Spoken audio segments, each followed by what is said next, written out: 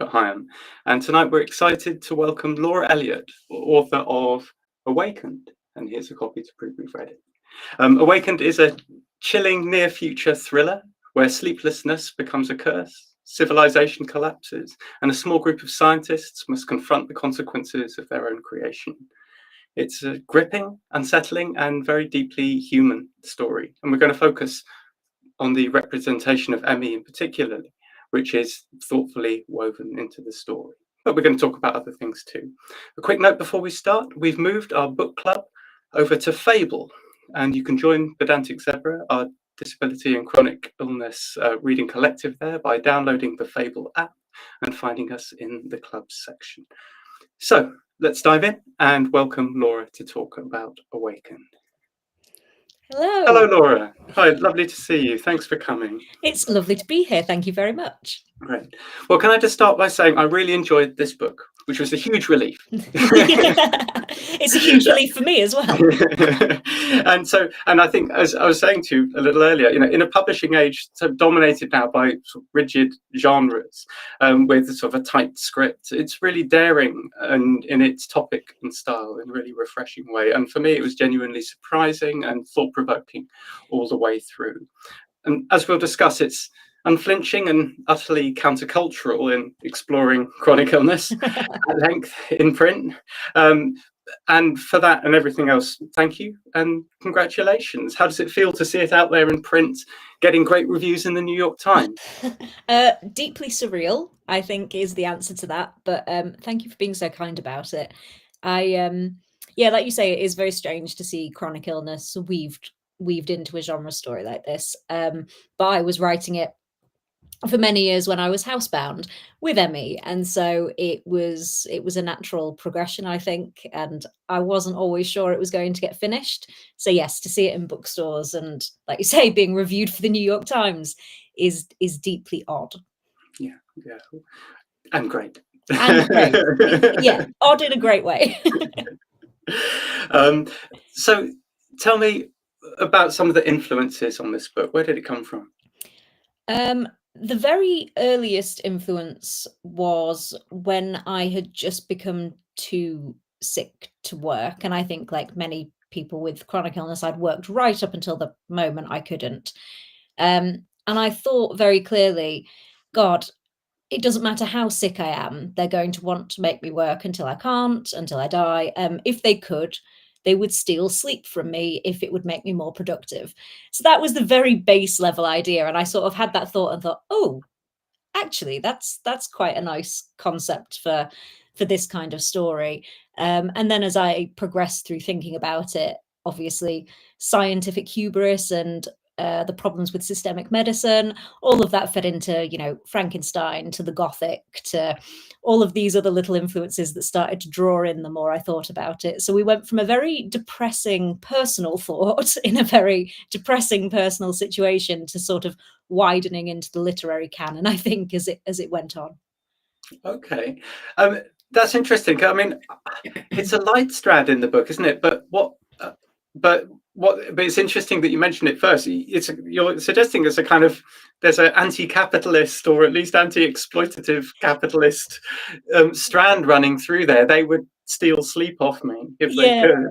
Yeah, there is. It is subtle in the book. It was the starting point, but not the point that came to the fore as clearly. I think it finds its home more obviously in the anonymous billionaire being locked in his tower. Because of course he funded a chip to kill off sleep, because why wouldn't he? He's a billionaire. And if more people can work, that's more money for him.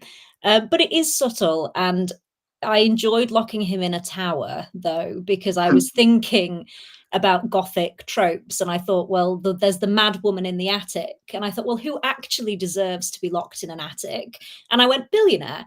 And that's why the anonymous billionaire is locked in a tower, because I thought, A, he deserved to be there. And B, it was the anti-capitalist strand. It was, look what you've done and now you're getting punished. Sorry about that.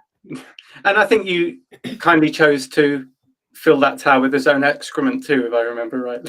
Yeah, he does lose it a little bit. Again, that was a little bit subtle. I liked the idea that Vladimir was in some way haunting him a little during his time in the Tower, and that maybe at the beginning of the book he hadn't quite gone downhill that far, but by the end of the book he certainly had. Yeah, yeah. And again, there's an interesting parallel there. We know, chronic illness particularly affects women more than men. And if we think about, if we look at the history or the rise of feminism, when women's labor became available in the marketplace, instead of it leading to people having easier lives or more enjoyment, it was, we can double the price of houses and make you both work for them. Exactly. And I think we see the same thing with the progression of technology as well. Technology should have made life and work much, much easier. Instead, what's happened is we can now work at all hours because technology has connected us to be able to do that. So instead of making it easier, it's made it much, much harder and devalued a lot of work. So yeah, there's definitely an historical thread in that way. Great. Okay, that's great. So getting a book published, when you put a proposal out there that says this book centers on chronic illness and people's experience of it, how did publishers and agents and all, how did they all engage with it? How did the conversation go as you tried to get across what you wanted to write about? So the interesting thing with fiction is that you have to have written it first. With non-fiction, you can pitch it with just the idea. With fiction, the book has to be written first. So I wrote Awakened over the course of about 6-7 years, very, very slowly. These were the years when I was most sick as well. So I was writing a lot from bed and all of that. But I was very, very lucky with how I managed to sort of shoehorn myself into the industry. I'd done some journalism in the disability and health space before, because that was what I trained in. And I was being followed on Twitter, I hasten to add, not in a stalking situation, by an editor at Angry Robot Books called Simon Spanton. And so I had mentioned, I think, on Twitter that I was writing a book about sleepless monsters, and I'd mentioned that years ago. And Simon had popped up and said, "Hello, actually, that sounds interesting. Let me know when you finish it." So when I did finish it, I started pitching to agents, and then I had a horrible moment where I thought, God, what if this isn't publishable? What if I've just wrote complete nonsense? So I sent Simon a vaguely panicked email saying, "I know it was years ago, but you did say you wanted to read this. Would you mind reading it and telling me if I'm barking up the wrong tree entirely here?" And he very sweetly sent me an email back and he said, "Do you want me to read this as an editor or as a friend?" And I said, "Friend, tell me as a friend, what are we doing?" And about 3 weeks later, he came back to me and he said, "I'm putting my editor hat back on. I love this book. Can I take it to an acquisitions meeting?" Wow. At which point I freaked out because I was on submission to a number of agents and hadn't had a proper bite yet. And one of the agents I was on sub to was Caro, who is now my current agent. And I submitted to them because they are also chronically ill and they have a number of disabled authors on their book. So I sent them a panicked email and said, "Caro, look, I'm going to level with you. There's a publisher interested and I don't know what I'm doing. Does this book sound interesting to you?" And bless them, they replied to me and said, "Actually, I was about to request a full, because you only sent an extract. Send me the full, let me see." And then in the space of about 6 weeks, I'd gone from having no agent and no publisher to having both an agent and having just signed the publishing deal with Simon. So wow. That was all an odd mix of accident and planning, I think. It's, you can't account for an editor being in the right place at the right time with the right, all of that. It was very much a stars aligning moment.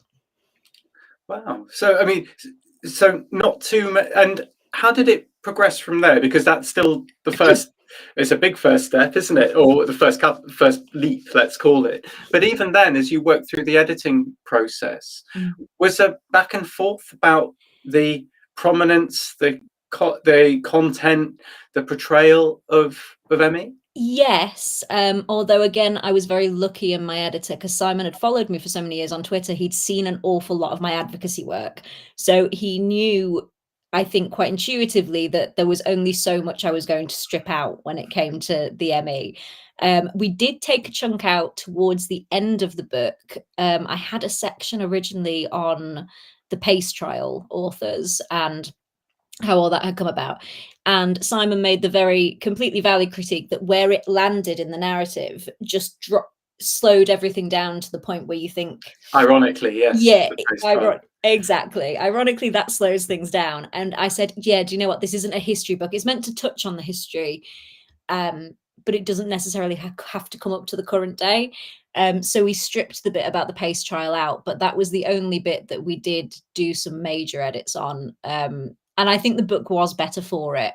I'd like to write something about the Pace trial in future, possibly in a non-fiction book, but that was the only bit we took out in the end. Yes, in the real life horror genre. Yeah, exactly. It's like true crime, but it's yeah, true crime. That's the one. Yeah. That's good. So, in other words, you kind of basically blackmailed them to leave it all in with the threat of withdrawing your brilliant writing. I would love it if I could say that I was that steadfast, but no, I was very lucky in Simon. Okay. Simon knowing what I wanted from it. So you think you're kind of they saw how integral it was to the story, and they realized that was just going to have to be the writing that went through the rock. Yeah, I think so. Yeah, great. So what drew you to center a mother with ME as a sort of dominant but off-page presence, rather than placing her at the center of the narrative, or at the action, as it were?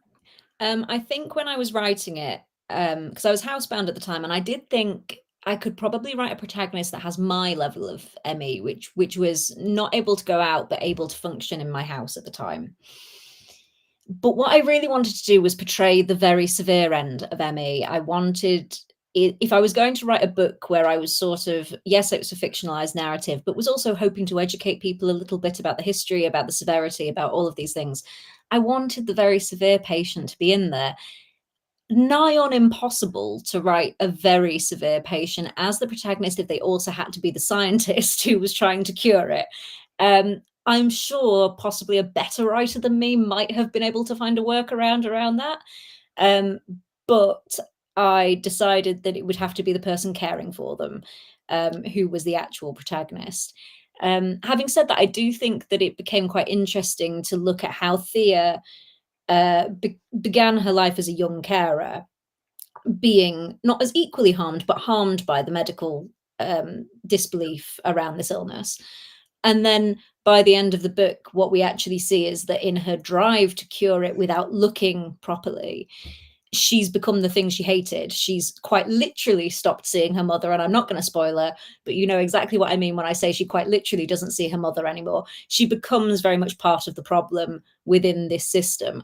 And I thought that ended up being quite a nice little commentary on how even good and well-meaning people, when they enter into a damaged system, can become damaged by it in turn and become part of the problem. Yeah. How interesting. And as someone with with close experience of people dealing with with the medical system and its treatment of chronic ME, some of it, especially there's that very vivid scene where where Thea describes going to the doctor with her mother, and how she's treated, and my goodness, that rings true to many people in our community. I'm going to level with you. That is the one bit in the book that is verbatim taken from real life. It was word for word what a doctor said to me. And I also did describe him. The piercing blue eyes were in fact his. I can't remember his name now. I can remember everything about him. I would know him if I met him on the street, but I cannot remember his name. But he has been immortalized forever in Awakened, and it is interesting that it rang true, because I think so many patients have very similar stories, and I did feel a little bit of catharsis in writing him into that book and saying, hey, look. Your pen tip was particularly sharp that day. Yeah, poison pen in that sense. Yeah, and I won't go into our own stories, but I think just having been in a sort of equivalent situations, what you have, I think, what you've recognized in what you've said about how you've portrayed Thea in different aspects in different parts of the book, that doctor's probably lovely. Yeah. It's frustrating in other circumstances, and is trying really hard to help people. And just isn't educated enough on the thing that you've gone to see him about, and that's what's frustrating. Although today I was in my little local bookshop, and my favourite doctor, who I will follow around the country if he moves, it's taken me years to find a brilliant GP and I adore him, he walked into the bookshop and I thought, oh Christ, please don't read Awakened, because it's really not complimentary about medicine, but you are not the problem. You are brilliant. I don't want you to read this book and know that I wrote it, because I was signing copies at the time. And your eyes are green anyway. Yeah, exactly. I think he's got brown eyes. It's fine. It's not you. It's not you. So no, I did have a bit of a moment. It's like, okay, I want most doctors to read this book, but I don't want him to read it. Not yet. Not yet, please. So Emmy, I mean, I think we're alluding to this now, but sort of the day-to-day existence with Emmy is complex, and it's to express and for others to relate to. What aspects of the illness did you feel that it was important for you to honor in the book? Like I said, I was really focused on the severity at the very severe end, because I think most people don't know still how severe this illness can get. So I wanted to portray also the kind of labile nature of it. I think Thea recounts there are months when her mum manages to take a walk on the beach. There are also months when she's in bed, unable to move, and where Thea sits up with her worrying that she's going to die. And then, of course, we reach much later in the book where this has become, there's no improvement. She's hit the very, very severe. And I really wanted to make that clear, that even within the same person, this illness can change vastly. I also really wanted some historical context for how these patients are not being helped, and the way this happened. And I think we went through, the 1950s Royal Free Hospital outbreak. We went to the psychiatrists who decided it was psychosomatic. We went to the renaming from ME to chronic fatigue syndrome. We missed out the PACE trial because couldn't fit that in and make the book. Next time, yeah. But I really wanted to put some historical context in it as well. So yeah, the severity, the labile nature of it, and definitely why the patients weren't getting the help that they needed. Those were kind of the three key things that I wanted to include. Okay, yeah, that's great. And again, we touched on this a little when we were speaking a little earlier, but there is a sort of cliff edge in acceptability and relatability as you approach the severe, very severe end of the scale. And and the mother character is on the very severe end here, and she knows the life-threateningly so very severe end. But how have you related to that, or how have you seen and experienced that gap, as it were, between the people who are getting by but struggling, and then the people who are incapacitated and isolated from others through ME? I think there's a really horrible catch-22 in getting people to understand this illness, because those of us, and I count myself now moving towards the mild end of the illness in recent years, those of us who can go out, it's assumed that therefore the illness can't be that severe because you will see us out. Like I said, I was in my bookshop, my little local bookshop 5 minutes away today, had a nice conversation with my doctor. I looked fine. When I was more severe than that and housebound, nobody saw me. So you can't really ever impress upon them this is very, very severe. And then, of course, there are, as you say, the very severe end, where people almost just simply don't believe that you could be that ill and nobody be trying to help you. And so you're disbelieved at each stage for very different reasons. One is that you don't look sick when you're out, if you're in the milder versions. The other is you're not out at all in the kind of moderate version. And the other is, well, if you were really that sick, somebody would be trying to help you in the very severe version. And I think that's a big problem with post-viral illness in general, is it's so easily disbelieved. And like you say, people do struggle to relate to any of the stages, because At a certain point, they run out of things to say. When you're very severe, you lose the ability to speak with them when you're very, very severe as well. And then in the normal stages, I'm guilty of this as well. When I go out now, and I generally speaking, I manage 2 walks a week now, just to my local shop and back. And once or twice a month, I can go and see a friend in the city. That's about where I operate. But I don't want to talk about being sick when I'm out of the house. I'm so unwell all the time, you know. When I'm out of the house, I'm making the effort to enjoy myself. And so I think that possibly does mask some of the illness as well, in that I just don't want to talk about it if I'm outside. And that changes, of course, if I'm at an event where I'm talking about it specifically, or, you know, I've spoken at a couple of demonstrations, but generally, if I'm just seeing a friend, I don't want to talk about the last month where I haven't been out of the house. It's rubbish. Yeah. It's like I've got 20 minutes to feel human. Yeah, exactly. Let me enjoy the feeling human bit, because also I don't want to think about the crash. I know I'm going to crash. Let me enjoy the bit before the crash. And I think that does also do a disservice to the illness itself, because you can look so well. I mean, look, I've got makeup on. I'm hiding all manner of sins, and it's fascinating that you can just at this stage that I'm at, make it invisible to people.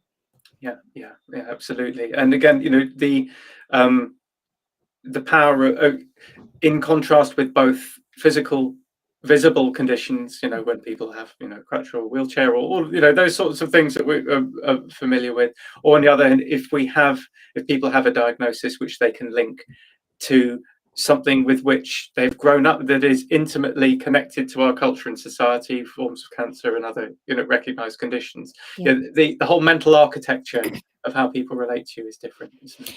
It is. I also, yeah, like you said, there isn't a mental architecture in relation to post-viral illness. I think when people think of it, they either do think of mental illness, or they have visions of, you know, swooning Victorian heroines on the fainting couch. And you think, well, actually, occasionally it does look a little bit like that.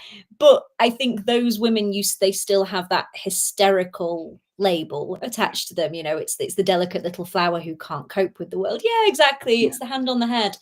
And that is how it's considered. We haven't had a real cultural moment, like you say, where we have with cancer, or even with MS, which again has its own struggles, I think, especially for people who aren't women, because MS is female predominant. So there's a bit of a delay in diagnosis, oddly, for people who aren't. But for most illnesses, there is, like you say, mental architecture there. People know how to relate to them. Less so with post-viral illness, for sure. How would you say that those things deeply shape your protagonist in your book? Because I think she's fascinating, in that she's doesn't go out of her way to be, you know, lovable as a central character. It's quite hard to relate to on some levels, and you know, you actively pull her back from sympathy at times. And how has she been crafted by those experiences in the way that you've written the book? I think, yes, you're right. Thea is not an entirely sympathetic protagonist. I think when I was writing her, I pulled probably one of my worst traits from myself and gave it to her. And that was, during a crisis, you put the blinkers on, you can't fall apart, there's no point, it's the middle of a crisis, deal with your life. And you don't think about anything, you don't feel anything, you barrel forward. And I've done this my entire life. Practicality before feeling, until the crisis is over, and then you can collapse. That's fine. That is a very, very negative, well, it's been very useful occasionally, but it's a very negative feature of my own personality. I might recognize that trait.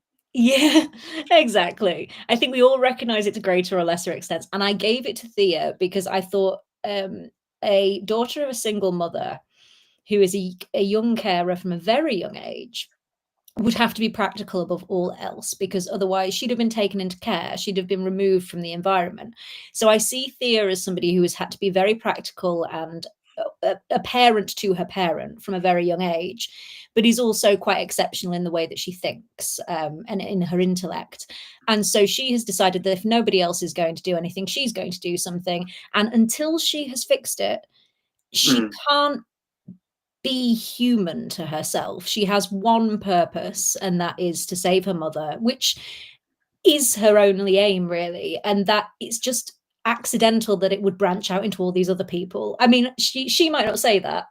Not that I can have a conversation with her, but she would think, oh, you know, it's very altruistic. It's not. She wants to save her mother, because that's what she's been taught she needs to do in order for both of them to move on. And because she, well, question mark over whether she did for a time or not, but because she hasn't managed that, she's got a sort of arrested development in other areas of her life. She is not very in tune with her emotions, although she does care. And they will sneak up on her and blindside her at times when she isn't expecting them. And then she resents herself for that, and resents the person who's brought the emotion out of her, which I think is also a feature of her that you see quite clearly in the book. And it makes her simultaneously sympathetic and not sympathetic at the same time, because you never get the moment where Thea shows herself as wholly human in that sense. I think she's so tightly controlled, for the most part, but I think she's had to be. And I think that's a feature of the book, is the flipping of the script. with many or most of your main characters, seeing the other sides of come out and again, in so many ways, due to the kind of logics and inexorable practice of medicine itself. Exactly. Of science itself. So okay, so I'm going to indulge myself as the philosopher here. So Awakened, I think, is full of philosophical questions about the nature of mind, memory, identity, and ethics. And it's bold in just the scale and the span in which it tries to address those issues. You know, what drew you to explore those at that quite both profound and broad level, rather than just with respect to the particular problem? And has your understanding of those in turn been shaped by chronic illness? Yes is the answer to that, I think, and that probably is the answer to the bigger question. I included them because I don't think you can lose control of your body and not begin to think about the disconnect between your mind, which remains the same, and the vessel you're living in, which no longer functions the way that your mind would want it to. And so when I was writing it, I think some of it was quite cathartic to write, in the sense of I do believe that I'm still myself, even if I'm lying flat on my back, unable to express that I am still myself. In terms of the sort of wider issues, I needed Vladimir to challenge some of the moral questions, which Thea has not been looking at. But I also needed him to have a slightly God's eye view over the problem itself, which isn't just her actions, but is the action of society, is the action of humanity, is the action of minds that are not evolving at the same level as the technology that they're creating. And so that, of course, brings in all kinds of questions of mind and ethics and technology, and where we relate and all of these things.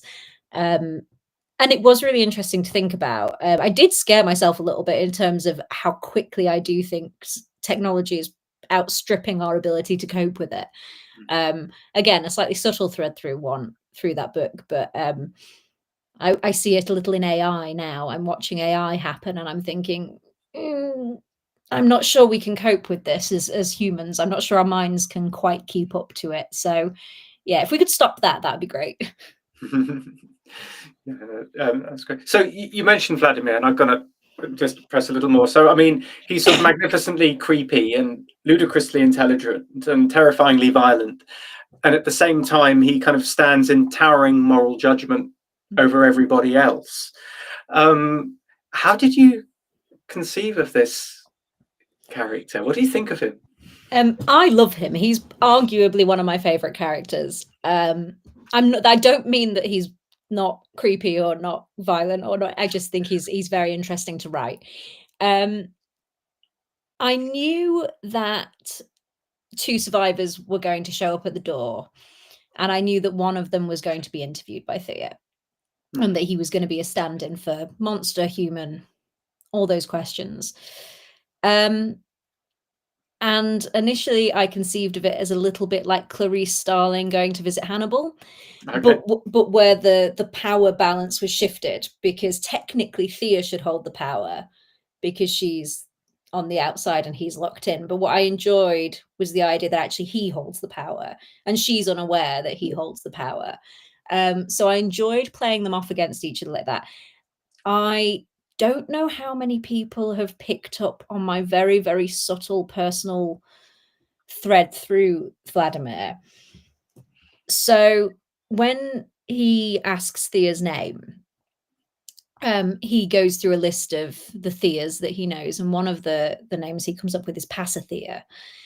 Pasithea is one of the charities in Greek myth, and she was in mythology married to Hypnos, the Greek god of sleep. Okay. And then, of course, Thea and Vladimir start a relationship of sorts, if we can call it that. There are lots of little hints throughout the book, including the poppies in the trees and the being by the river in the dream and the opium, that it's entirely possible that Vladimir is in fact the god of sleep. And he's wandered in here because they've really pissed him off. They've taken sleep from humanity. So what I enjoyed was that Vladimir is simultaneously a monster, and he works on that level. He's also on a slightly deeper level, possibly the god of sleep. And so he does get to stand in towering, violent moral judgment from his position as God. And I just enjoyed the idea of writing a character that was also maybe a god and also maybe wasn't, and really does know his stuff. And I don't know if Thea ever realizes quite what he is, but he might not be that simultaneously. I just liked the idea. So, well, you don't tell us, to be fair. No, he's never confirmed. He gets a few hints. He gets the sort of God questions, and he gets the moral standing, and he gets to dream with all the sleepless, and he gets to smoke a load of opium and be generally creepy and esoteric about what he's talking about. So I like the idea that you can read him as a god if you choose to read him as a god. Yeah. You have to read him as a god. I don't think it would have been as fun to confirm it entirely. I think it's a nice, if you picked up on it, it's fun to think about. And if you didn't pick up on it, you can read him as the sleepless monster. It's fine. Excellent. So I've got a couple more little sort of rounding off questions, but I'd also invite anyone who's watching out there, and there are quite a few, and a couple of people. Paula, thank you, who says that she enjoyed the book. And MK Millionaire has waved as well. So do feel free to tap in any questions you might like to share. But unless and until something comes in. So first, now you've had a bit of time to reflect on the book and its reception. Is there anything that you're thinking, I would love to have tweaked this?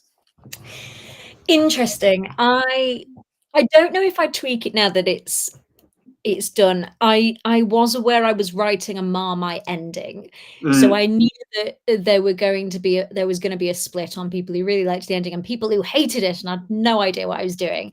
But I really like the ending, and unfortunately, I'm the one who gets the final say. So because of that, no, I know that if I was making a slightly more commercially viable book, I should probably change the ending. But I like it, so I'm not going to. Fair enough. But that does beg the question, what's next? Is there another one brewing? There is another one brewing. The next one is more of a folk horror, and it is more about there is an element of disability in the form of mental illness in the next one, but it is primarily about the horror and the joy and the terror of being a teenage girl that's set over a long weekend where everything goes a little bit Lord of the Flies at a teenage party, and there may be a little something in the woods. So that's the next book. Okay, so that's interesting, because there's a line, I don't remember it, I should have highlighted it, put a little tab in, but you were really clear. You know, you've been put so broadly in the horror genre, but you said, you know, and I think you had Vladimir say it, was it, that horror isn't a jump scare. No. You know, and I can't quite remember. You had a quite nice, darkly chilling line that followed about that you'll remember about what horror is. But go on, remind me. Horror is a revelation arrived at far too late. That's the yes. Yeah, absolutely. It's sort of caught in one's own dramatic irony, or the wrong side of a dramatic irony, as it were. Yes. Yeah, absolutely. And so, and yeah, it's an unusual. This is a psychological horror, isn't it? But it's one that more reflects. Again, it's not about something horrible happening in a moment. It's about, you know, the drift of something awful happening over long periods of time and the long impact of that. Yeah, I think actually now you've put it that way, the second book is similarly. It's the reason it's folk horror is because it's focused on the kind of the land, maybe remembering what the people don't. So yes, that seems to be a recurrent theme, the long game for horror as opposed to the sudden shock. But it is very condensed. This next one is condensed over a weekend where it all comes to light, which is proving startlingly difficult to write, just because you've got to keep the tension going. So we'll see how it goes. No, that's exciting. I look forward to it. We're gonna wrap up, I think, soon. We haven't got any questions out there yet from the audience. Probably people too busy listening. But I wonder if you've got anything to say to people out there who might be listening live, or who many more who will probably download this and watch it at a later stage. About, you know, your relationship to, you know, your experience of, you know, of writing and of chronic illness, and your sort of the intertwining passage of those two things. Who have you? What would you say about who you've become through this, and where you've come to? I think when I first got sick, and this would have been 2015, 2016, so a long time ago now, I would have been horrified if somebody had told me that nigh on 10 years from now, I would still be sick. I would have told them there is no way. There is absolutely no way I can cope with it. I'm not doing this. That's not a thing.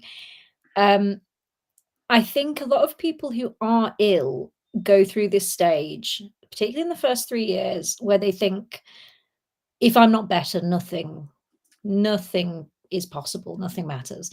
And then around the 3-year mark, which seems to be the case for a lot of us, you realize that you have started to adjust. And it might have been terrible to do. And the stage we adjust to is obviously different for everyone. But the amount of resilience that people with chronic illness, and particularly with post-viral illnesses, have is more than they know they have. I think I'm more resilient than I knew I was.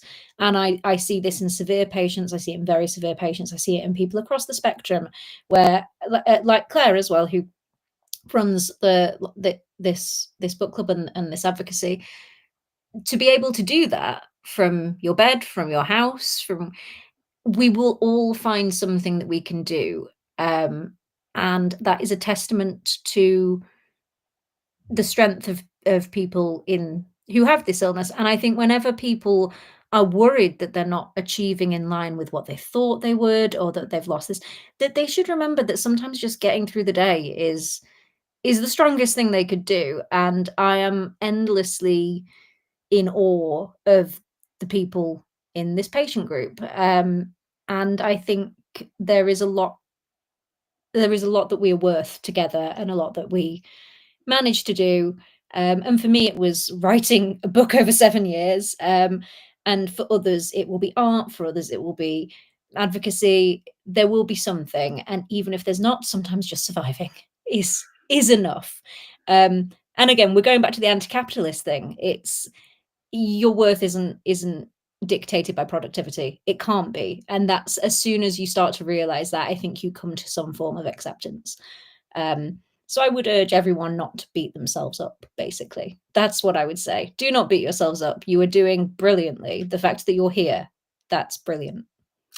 Oh, Laura, I don't think I can top that as a final message. And thank you for being a wonderful guest, and for giving us a few insights and a couple of little mini scoops, I'd say, as to your fantastic book.